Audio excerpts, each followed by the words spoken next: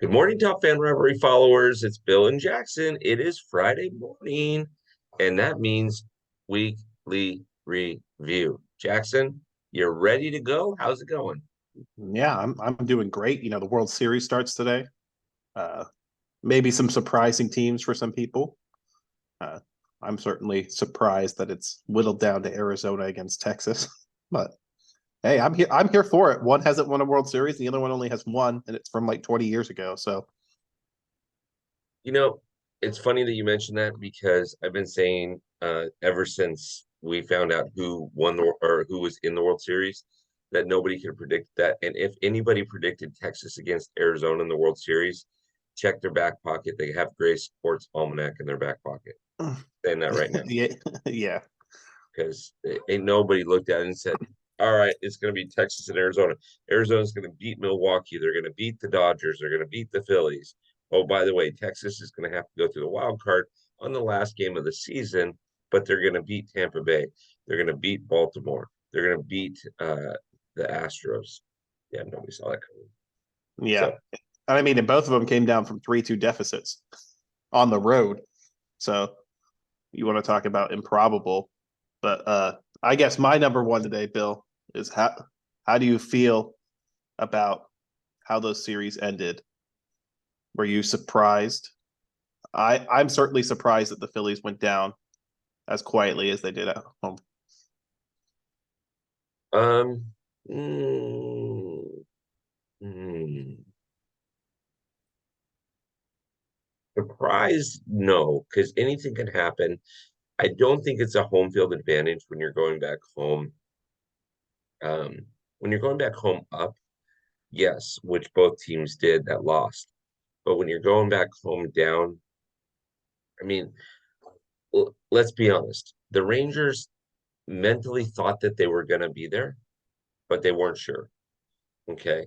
The Diamondbacks never thought at the beginning of the season that they'd be going to the World Series. This year. Excuse me, it's so early. Not this year. So that being said, no, I I wasn't surprised because they were just going to fight, and both teams, both the Rangers and the Diamondbacks, could have held their head high and said, "This was great." Yeah, Um, I mean, both teams definitely deserve to be there. A fun little stat I have for you about both teams is the one thing they have in common okay, uh, is they are the number one and two teams that made the fewest errors in baseball, Bill. And we've been talking about it since the beginning of the postseason. The team that makes the least amount of mental mistakes right, wins ball games. And I think having that advantage where you don't make as many mental mistakes makes it easier for the manager to make the decisions. And I feel like both managers definitely outmanaged their counterparts in yep, games 6 and yep. 7. And I congratulations to them. Agreed, agreed. Congratulations to them for making it happen. Yeah. Um, I my number one is also going to be stats related, and I had said at the beginning of the series between Philly and Arizona, if Philly played their natural ball game, they would win. If Arizona got people on and used their legs, they would win. So if you want to fact check me, you can, but I already know the answer to this. Game 6 and game 7, the Phillies had a combined total of one stolen base. Arizona had a combined total in game 6 and 7 of 8. That tells the story right there. You get a guy on first, he can steal second, you get a blooper into the outfield, and next thing you know, you score a run. Yeah. And I think it also goes back to, what we talked about being outmanaged. I think the Diamondbacks definitely adjusted as the series went on. Mm-hmm. Whereas, being up in the Philadelphia area, a lot of the complaints is that the Phillies didn't adjust at all. They made no changes to their lineup.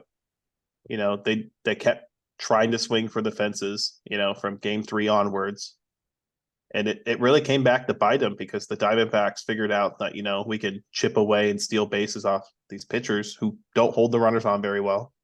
Like Real Muto is a really good catcher, but like to steal 8 bases off Real Muto in 2 games, ridiculous. That's on the pitching staff. Mhm.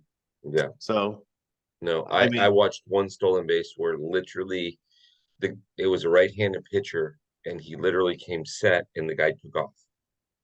And all the first baseman needed to do, all Bryce needed to do was say, step off, step off. By the time he threw the pitch, he was three-quarters of the way to second base. Didn't even have to slide. yeah, you could have a catcher with a literal cannon, like launching baseballs on his arm. He's not getting them out.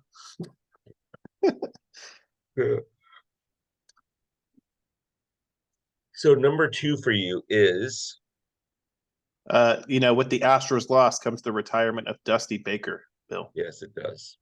So, I love Dusty. He's a good guy. I'm glad he finally got one World Series before he hung it up.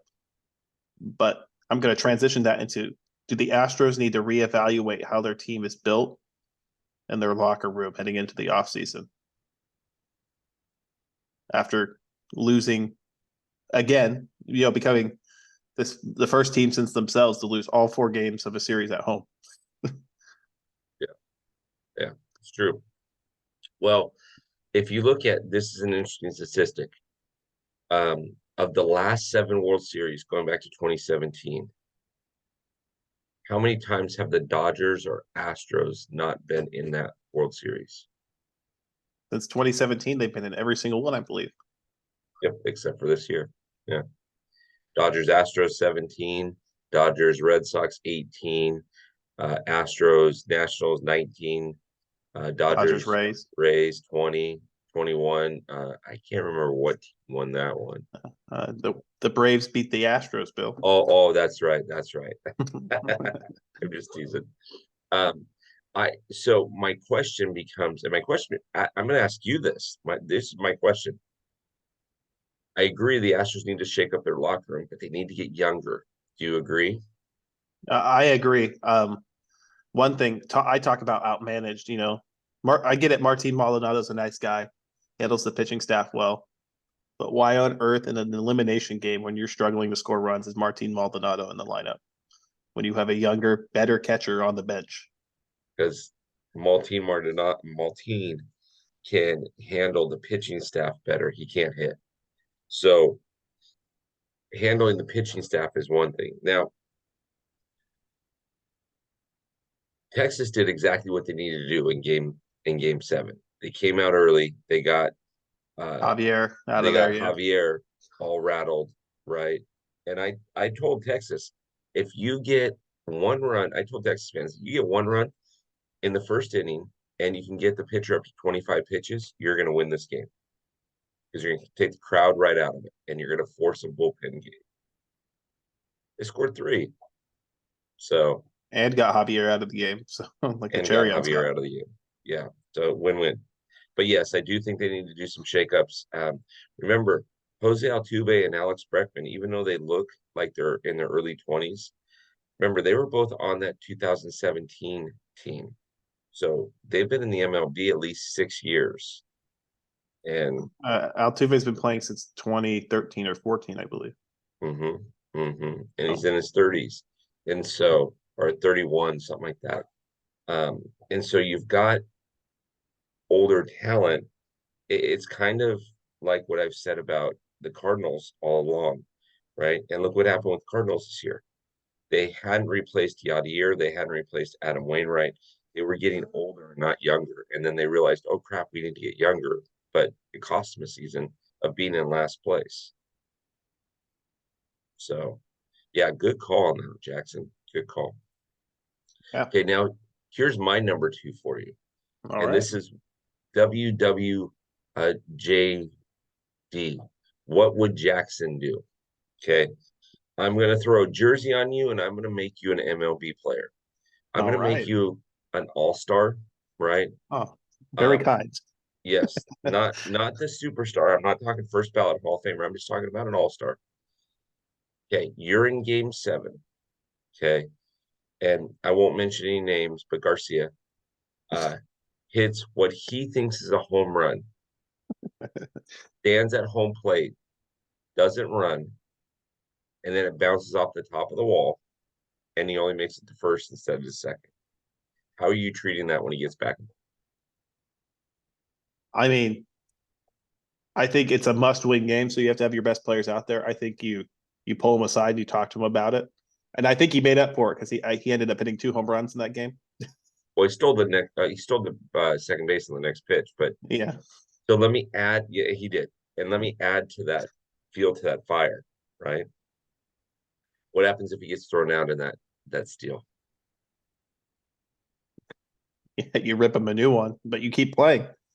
Again, it's one of those situations where it's the mental error is costly, Mhm. but in an elimination game, you have to have your best players out there. Even if they make a mental error, because at the end of the day, they are your best players. You're not going to replace. I'm not going to slight Robbie Grossman, former Brave, but you'd rather have a Adolis Garcia out there than Robbie Grossman. So, yeah, and so here's the interesting thing, right? So you and I both know this. Even the best of best players, Arson Judge, Reggie Jackson in his prime, uh, Barry, I swear, never took steroids, Bonds. Even these guys get up and every 1 out of 14, 1 out of 16 at bats hit a home run. Okay. Um, Most major league players on average are probably at a pace of 1 to 30 or 40 if they're home run hitters. Okay. So that means if I'm going to go 1 out of 40 for home runs, means every 40 at bats I hit one home run. Don't stare at it. Play the game fundamentally. If you get it, if you hit it out of the yard, great. Watch it when you're rounding first. Don't sit Yeah, there at home plate and stare at it. I was livid.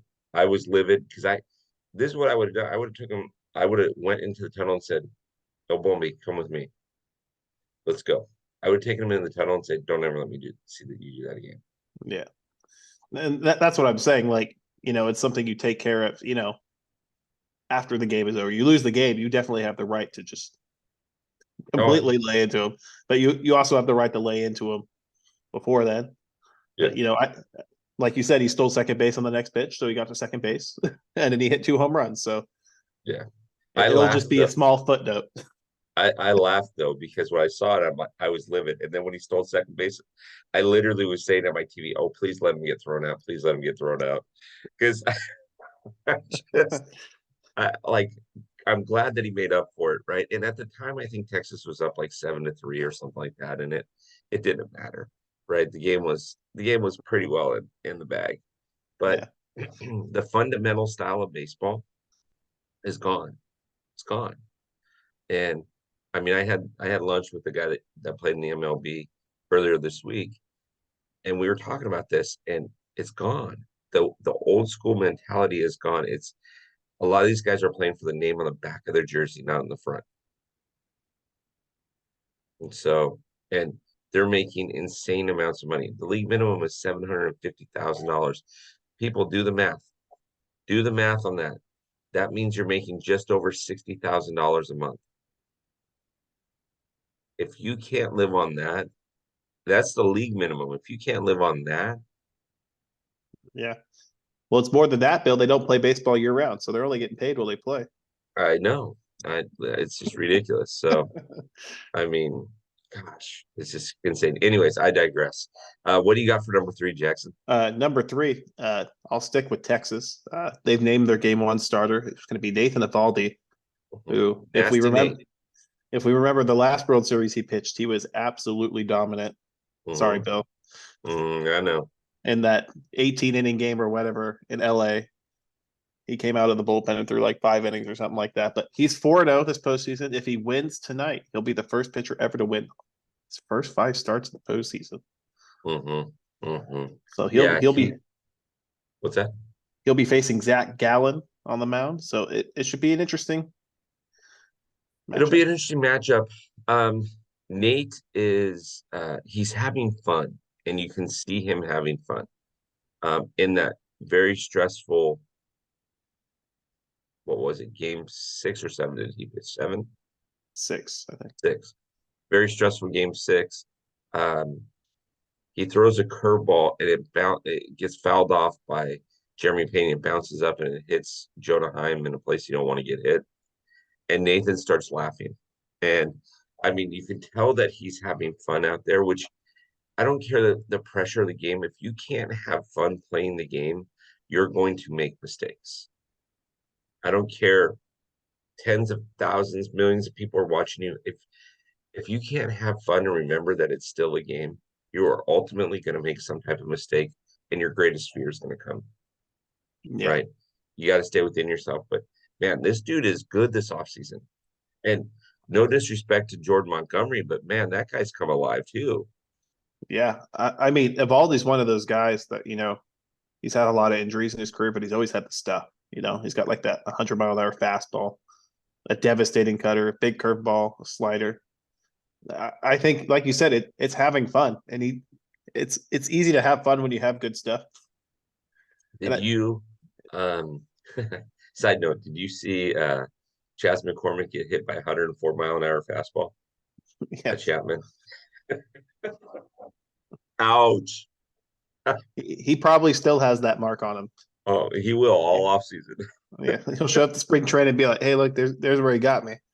You know, Oh my gosh. but No, yeah, go but I ahead. think, like you said, Evaldi's having fun, and it's kind Mhm, of contagious on this Rangers team. They kind of feed off of each other. They mhm. have some guys. They have a guy who's played on every World Series team since 2016, except for 2017.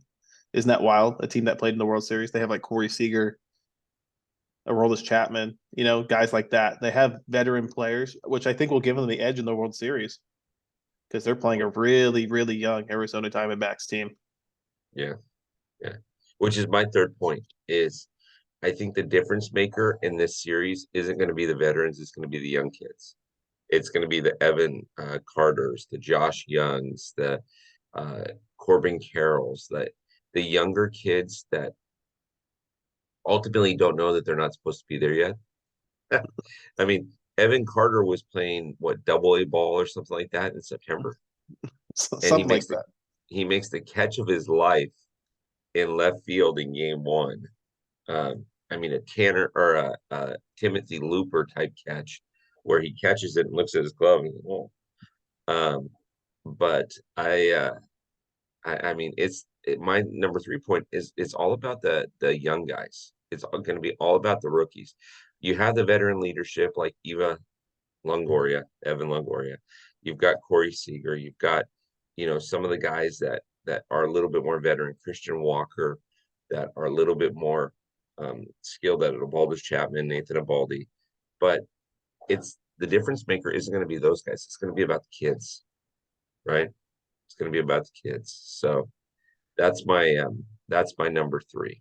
Uh, now I do want to have I do have one honorable mention, and then I'm going to ask you as an honorable mention your prediction for the series, who wins. But All right. do I you have have a couple. I have a couple honorable go mentions. for it? I was just going to ask you, do you have some honorable mentions? As the top fan stats guy, I feel obligated to tell you Please do. this is the World Series where the two teams playing have the lowest combined win total in a full season. Ooh, 174 wins. ooh, good call. Okay. So, historical World Series, Bill. Hmm.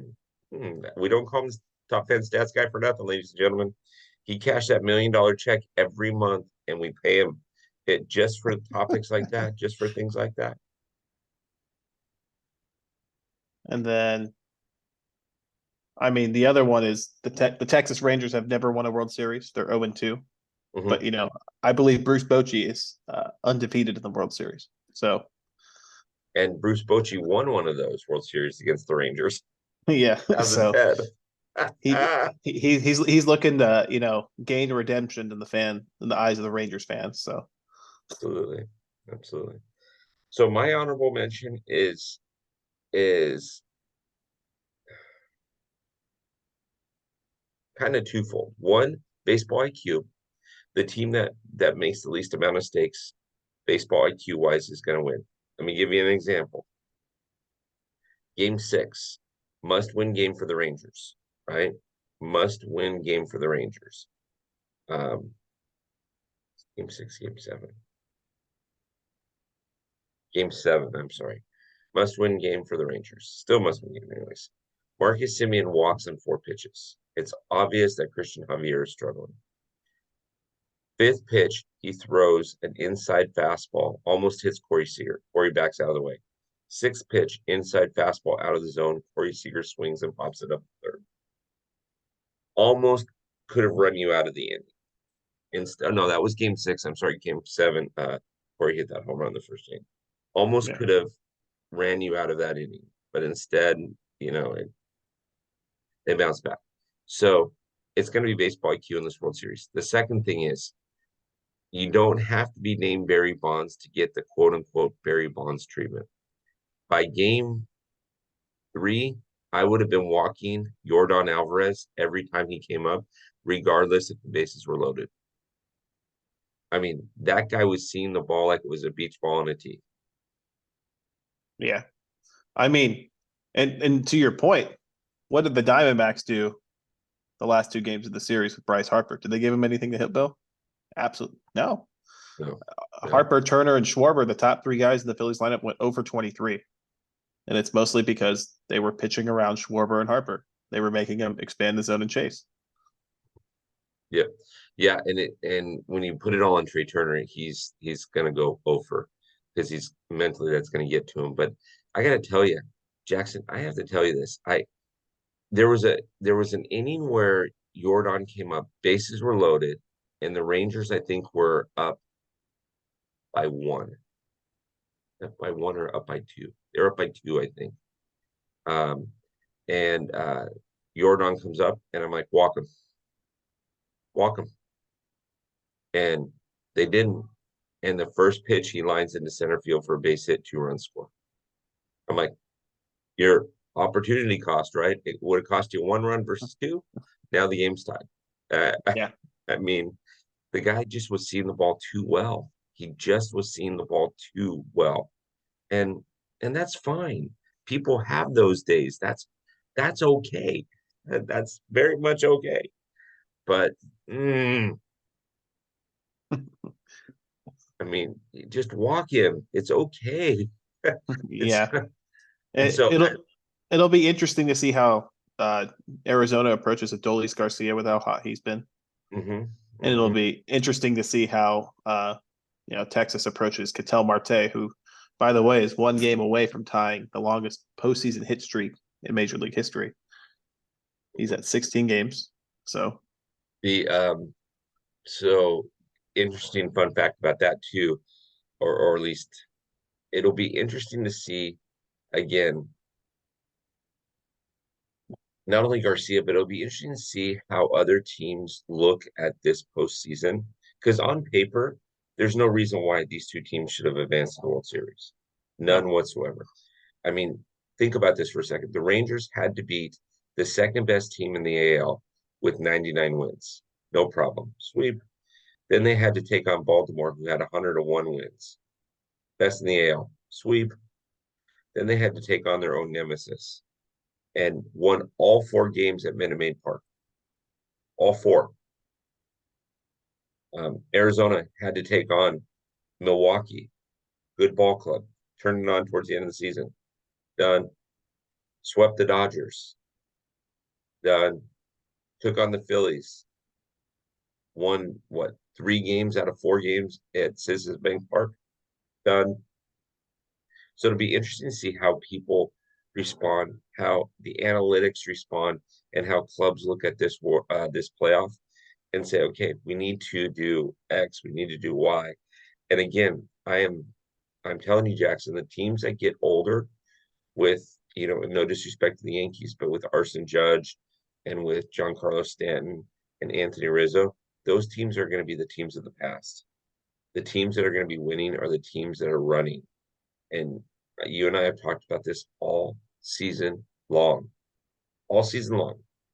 It's the teams that are running that are going to win. So, yeah. anyways, that's sorry to rant there, but I just yeah.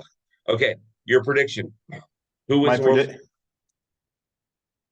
Oh, my brain says Texas because they have a better lineup, but there's a part of me that thinks Arizona's too scrappy to die. I'm gonna pick Arizona in 7, Bill. Ooh. Okay, I'm going Texas in 6. And the only reason The only reason that I think, the only reason that I think Arizona could pull it off is if they play the get them on, get them over, get them in game. Because Corey Seager is going to look to launch. Garcia is going to look to launch. That I mean, some of these guys like Evan Carter, when he runs out on that field and realizes that it's a World Series game, that might get in his head a little bit. Only way that Arizona wins is if they get people on early and they get them over. But I think it's going to be Texas 6. I think you'll see Texas win tonight. You might see a split, so you might see tomorrow night, them going back to the desert 1-1. I think Texas takes 2 out of 3 in the desert. Right? Remember, Texas is hot as a road team. They went what 7-0 on the road to start off their playoff journey this year. Yeah, Actually, they're 9-0 on the road. I'm sorry, they're yeah, 9-0 on the road. yeah, they haven't lost. Yeah. So, I mean, that's an insane number. Does anybody recognize that? Holy crap. I didn't even recognize that. Yeah, unfortunately for them, they are the home team, Bill. So split at home, right? Win tonight, lose tomorrow. Go to the Diamondbacks area and do what you do on the road. Right?